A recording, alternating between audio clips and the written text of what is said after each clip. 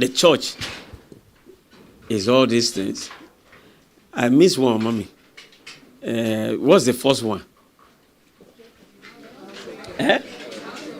Okay. Then the second one is hospital.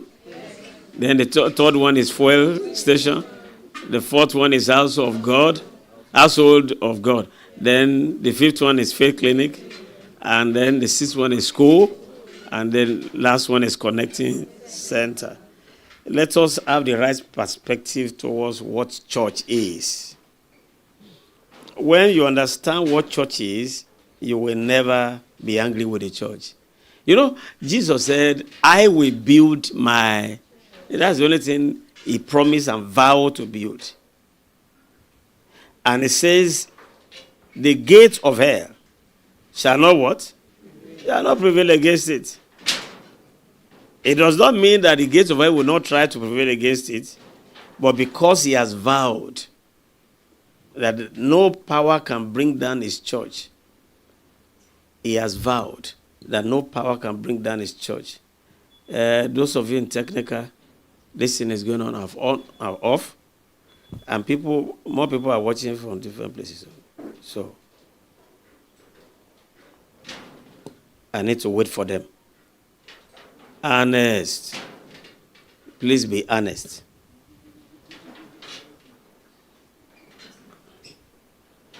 Because you are the one that is making our voice to be heard in other nations.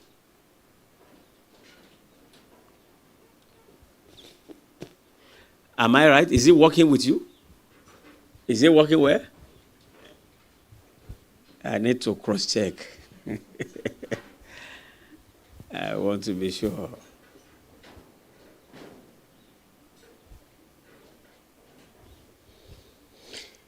My own is showing mommy. Are you sure it's working well? Pastor, is it working well? Okay, I believe you. All right, I can hear my voice. So the church is all this as you have heard. Jesus said he will build his church. He said that the gate of hell will not prevail against it. The church you have heard now, there are some aspects that she didn't make mention of. It's a place of learning. You don't come to church with a preconceived mind. You will never learn anything. Take, for instance, normal school, regular school. You go to school, or your mind already made up that chemistry, you don't like it. You will never pass that course, subject. But when you go with a heart to learn, that is how to know. Your heart is very important. Don't go to church with suspicious heart, suspicious mind, but with an open heart. Lord, what do you have for me today? I'm ready to learn. The Bible says the wise man heareth and increaseth in learning. Then she said, it's an hospital. In hospital, some are there to deliver. They are there for different reasons. Some are there to treat wound. Some are there to take medication. Some are there to take injection. They are there for different reasons because the different problems took them to the place. And you don't get there. If you are there to deliver, you say, no, I also want to take injection. Injection for what? So you must know why you are in the church and go for your dose. Otherwise, you might be taking wrong medicine. You must know why you are in the church. And then this last one she said about connecting center, not collecting center. If you are not going to end up becoming beggars, you must have the mentality of liberality at your level. At whatever level you are, you must have that mindset of liberality. God is concerned about the state of your heart. That's why Jesus Christ was talking about this, the woman that gave a mite. The widow that gave a mite. Just was trying to let them know that though she has not given big amounts, but with the little she had, she has sacrificed. Some of you want to start from when you have big money before you begin to give. It doesn't work that way. Start being faithful with 50 naira. It will promote you to 100 naira. It will promote you to 200. As you are faithful, it will continue to make you fruitful. That is the way God does things. There are people that come to church with this collecting mentality. Oh, church is supposed to do this for me. Entitlement mentality. Church is supposed to do this. Church is supposed to do this and don't do that. And when you see the lives of such people, they are always beggarly. And they never amount or become anything. Hey, those of you that are, every movement, I'm seeing everybody here now. These two of you here. So every movement and the people who are losing hands, it distracts me, Yeah. In fact, even if you don't talk, you just say, I'm hearing what you are saying. Mommy knows that I can smell anything. I can smell rat from afar. So, and I can hear. So don't distract me. So please go over these things and apply them to your own lives. Apply them to your own lives. I was watching you when Radiance was handling the Bible quiz. Where's Radiance? Is she around? Some of those questions, I myself do not know them.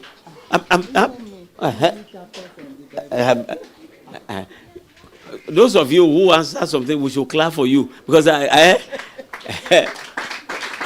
least I think I didn't know one of the questions. I didn't know the answer to one of the questions. I said, where did Radiance got this thing? But it is good so that you can all aspire to be students of the Bible. Why have people fallen into heresies and wrong teachings today? Because they are never grounded. That's the simple reason. If we are not grounded in the truth, we are living in the end time, where you can easily be swayed off. You can easily lose your ground. So I thank God for that, because that should provoke you, for you to sit down on your own. When I will be ministering to you, I will be talking to you about distractions, how to deal with them. If you want to be a person of distinction, you must deal with distraction. There's no shortcut. There is no shortcut. You must deliberately and intentionally face distraction and deal with them. So I want to appreciate. What did you give to those who asked? This person you didn't answer any question. What's it? Shaitan, you didn't answer. I didn't hear you answer any of question correctly. Where is this person? There's one that person are you the one? It's the clothes that made me to. I think how many did he answer?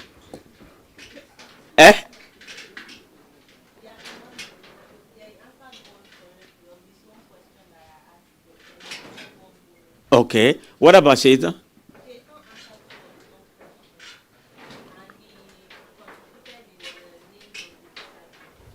Okay, he added to it. What about how did I forget this one? Excellence. I'm mixing you. Excel. Okay. Okay, and two bonuses. Who else again? Yes. How many did you ask? She got bonus. We should encourage them. There are some of you you didn't stand up to come here, and I'm very sure you did not know any of the things they are saying. We should encourage them. But I want to make these points. Please take time yourself to study. We load you with scripture every Sunday, every something. Go back and study. Be real Christians. Not just the ones in Thessalonica. Go and search this thing. Build up your word life. Build it up. So if anybody is coming with one strange doctrine, you'll be able to say, no, that's not it. No, that's not. But if you don't know what is written, everything happening will be the happenings. And everything happening, you will go for it. And it might just be all lies. All lies. Truth. You see, truth does not change. Truth is constant. It doesn't change. Truth is truth. You can't add to truth, you can't remove from truth. Forever, O Lord, your words is settled never. So that part of this meeting really blessed me. And every one of you must take as a challenge. Especially those of you that cannot answer any of the questions given. You should take as a challenge that you need to go and study. You need to pay more attention to your word life. So thank you, Radiance, and thank you, Mommy. We're supposed to be going to my own, but they say our facilitator is around. David is our facilitator. Where are they? Where is David is there? Please come. Let's welcome our facilitators.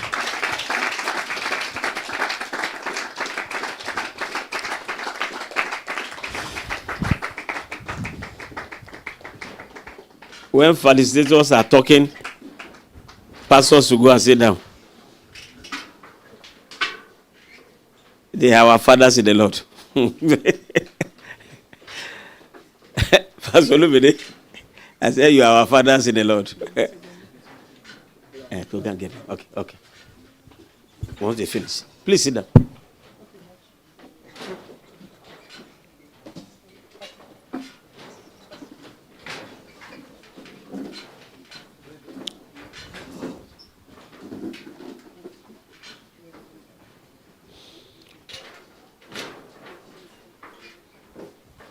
Mommy needs them. Or what? Okay. Can we continue? Pastor Akan will let us know who's going first and what they are talking about. I also want to learn. Thank you, sir. Yeah, this session of the conference, we're going to be, it's an interactive section. We're going to be asking questions and then we'll provide answers to those questions by the grace of God. We have 3 of us here that will be answering your questions. I have with me Mr. David Adelakun. He's a computer engineering graduate. He's the CEO and founder of TAIWO ADELAKUN Photography. He's a cinematographer by profession.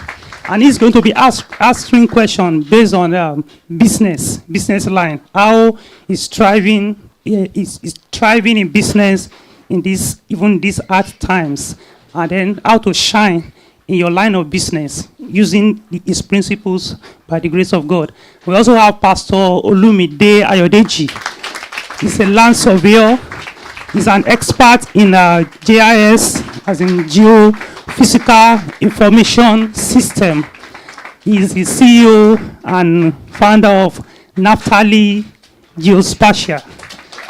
And my own self, my name is Kayode. He will be answering questions based on career. He's a surveyor, so he has patterned his profession along that line, and he's doing very well. God is helping him to the glory of God. I'm Kayode Akon. I'm also an associate pastor in the church, and I'm a media professional. I'm a manager in Radio Nigeria, Ibadan station here, and I'm also into farming. So I'll be answering questions based on, going to a relationship, identifying who God has for you, or locating your mate by the grace of God. So we'll be expecting questions from, I think some of us have already written our questions. So let's have those questions and then we can start off. But if not, then we'll ask live questions and then we'll go ahead. So you tailor your questions, career, business, and relationship. Praise the Lord.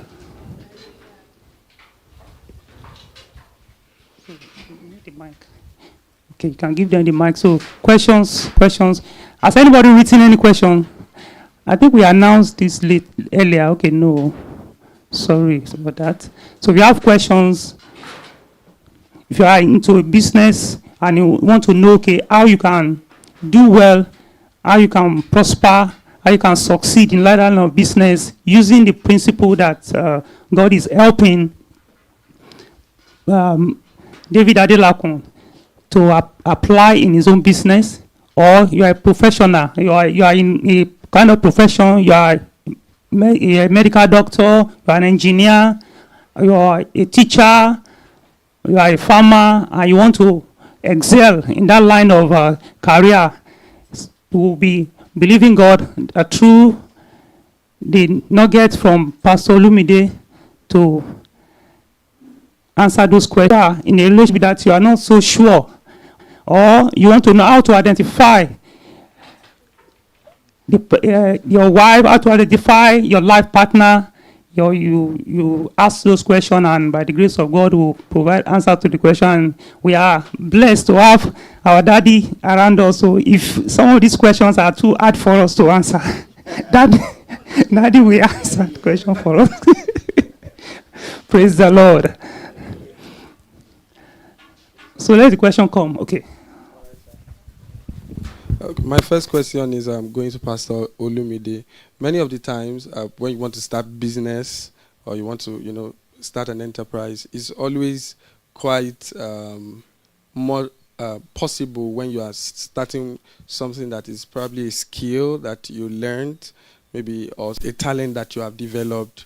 Maybe you were an apprentice under somebody and you're starting your own. But many times it's always quite challenging when you're trying to translate your career into a business, proper business that is that entails the science of that career. So how have you been able to do that, sir?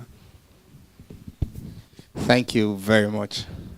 First and foremost, I want to appreciate Papa for the opportunity, and thank you, the Youth Fellowship, for having me here.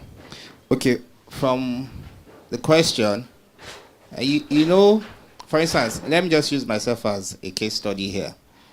I'm a surveyor. Usually, what surveying entails is I go to the field, I measure land, I give you a survey plan, and that's it. Usually, nobody is supposed to come and ask me, since I'm not an estate surveyor, anything about buying land. But in the process of doing my survey, I get to some places, the same land that I'm supposed to check for somebody, I found out that they told them it's in government acquisition, meaning that land they are not supposed to buy. So I can, this land, from the coordinates I got here, this is government land.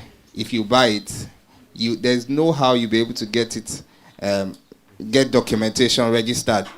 So, so now, I am, you said this land I cannot, so where is the land that I can now buy? I want to buy a land. And that kept coming. I go to one person, second person. So I'm like, so I can actually tell people about selling land. And in the process, I know what I'm supposed to look for when I want to get a land, which is genuine. I know the questions to ask. I know definitely the person, does he have an agreement? How did they come about getting the land? All those details. So I can as well look for land for the person. So the person saying, get me a land. I don't just want to be trying. I know when you get me a land, I can go to rest because you are the professional. And with that has become a different business from. That's also a line of business I cannot. So apart from me measuring land, when I help that person get that land, I am still going to do the survey. On that, I'll get commission for helping him get that land. So I'm making money in two places. Or I would have just made money only by measuring his land for him. And in the process, he says, okay, this land, is it all that I have to do is just the survey? I said, no, you can go ahead to do CFO. I don't know how to do it though. Just help me do everything. Definitely, if I'm running that for you, there will be service charge for that. So that also becomes a business for me. So I can do documentation. I can help you get land. So, for instance, look at David. David was looking for 5 smooth stones. He had 5 smooth stones in his bag. Meaning that 5 chains of business he could do. David, we all know that he was in ministry. He was a writer. He wrote psalms, right? He played instruments, sweet psalmist, all that under ministry. He was a shepherd boy. That means a farmer. David was a soldier. He killed Goliath, Abi. So we can say he's a soldier. He was a king, management role, leadership role. So he had 5 things that he was actually doing from just, and you know, all those things are not far from each other. They are all intertwined. So whatever it is that is your profession, there is a business side to it if you look at it very well. There's always something that can come out of it. For instance, if you are a fashion designer, you can sell the fabric. Somebody comes to you and says, and this fabric that this person has brought for me to sew, you know that fabric, when he washes it 2 times, it will fade off. And like, auntie, and this fabric is not good though, but I can help you get good fabrics. Now you're already selling materials, apart from sewing clothes. All of those things, you know, that's, thank you. I hope I've answered.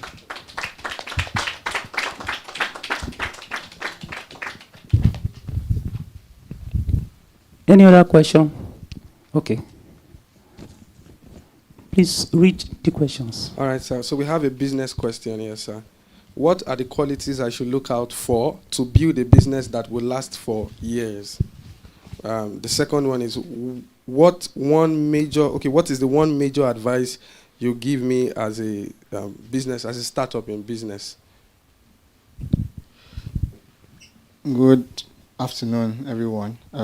Thanks to Papa for the opportunity. See, I've been sweating since because I'm on the hot seat when your teacher is in front of you.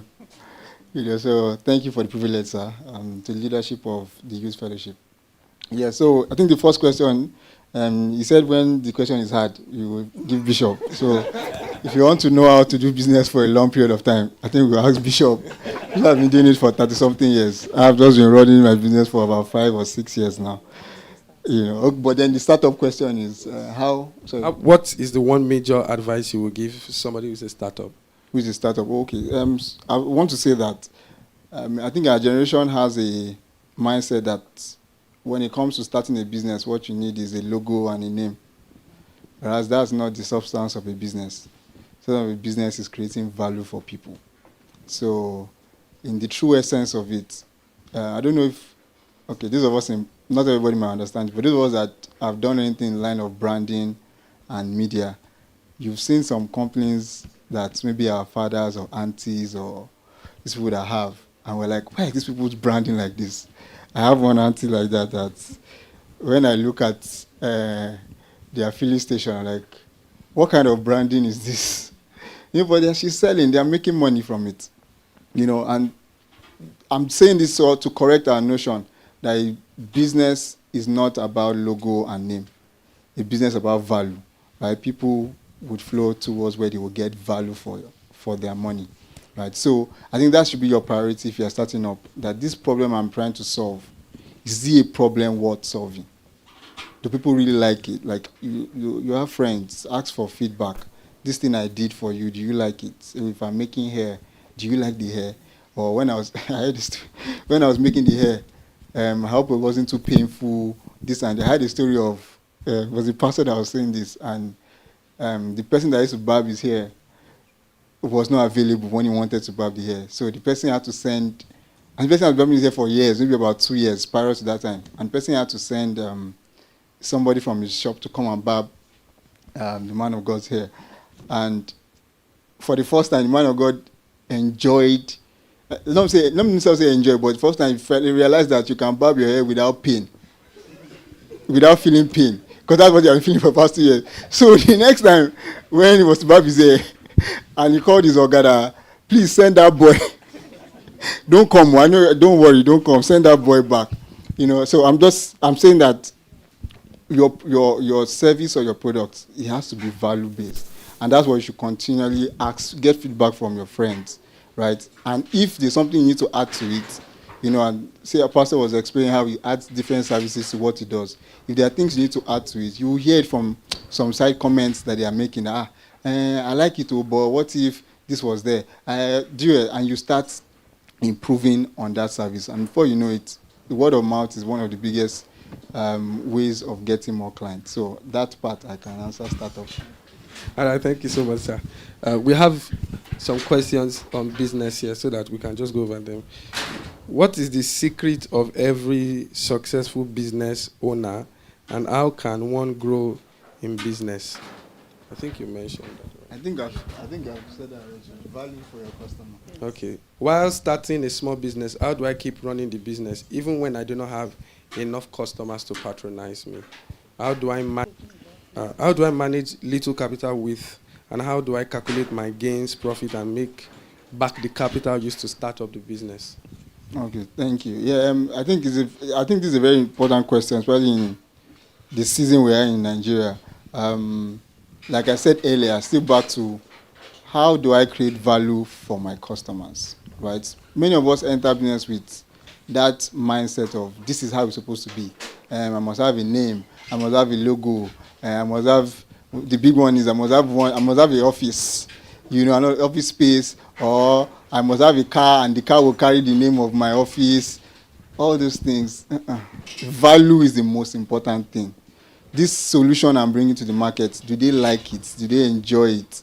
Is it something they want to do again? It's the most important, right? When you find that, you realize that many things can blend, many things can give way. For instance, it's not compulsory that your business must have a physical office for a start, because then you're paying rent. In that rent, sometimes they come to meet you for tax. Sometimes you have to get a security guard, this and that, right? And so, if that cost is taken away from your business, would you be able to keep more of your profit? It's possible. So the most and then there are some businesses that you 100% have to have a physical office. So what I'm saying is you should identify what helps you to create the value you are providing to your customer. If there are some things that you can share, you call it cost of production. So if you want to get profits, it is revenue minus cost of production, right? That's how you calculate your profit. Not I made 10,000 naira today. If you spent 9,500, that means you made 500 naira today. Do you understand? So the most important thing is what remains after your cost of production. So when you can find out what the people want, what are people paying for? Okay, let me give an instance. There was a day that, because I have a physical location, and our fence, one side of our fence, there was one rainfall and the part of the fence collapsed, and that's where our banner and stuff was. And so when the bricklayer came and gave us quotation, this is about maybe 3 years ago, the quotation was about 130 or 40,000 just to fix the fence. But now I'm a photographer. People are not snapping pictures because of fence. Do you understand? So when you remove that 140,000 naira, it has nothing to do with photography. Do you get? So these are things you have to think of. If you want to save money in this period where you don't have maybe so much customers you don't have as much customers, or people's purchasing power has reduced, what are those things that you can shed away that in your cost of production that will not affect the quality or the value you are providing to your customer? I think that will also help in this season. Thank you so much, sir. There's a question here. I don't know if you want to add something from what you have just said. How can I start up a business with a small amount and as against a very large capital-intensive business? I think Shalom said something earlier, and I think that's the answer to that. Businesses that has to do with your skill, that has to do with your brain, is easier to start, right, than something that has to do with large capital. So, for instance, you can have an idea, you want to build a game center, one of the biggest game centers. Maybe, how many of us know Trans Amusement Park, former Trans Amusement Park? Some of us even know it.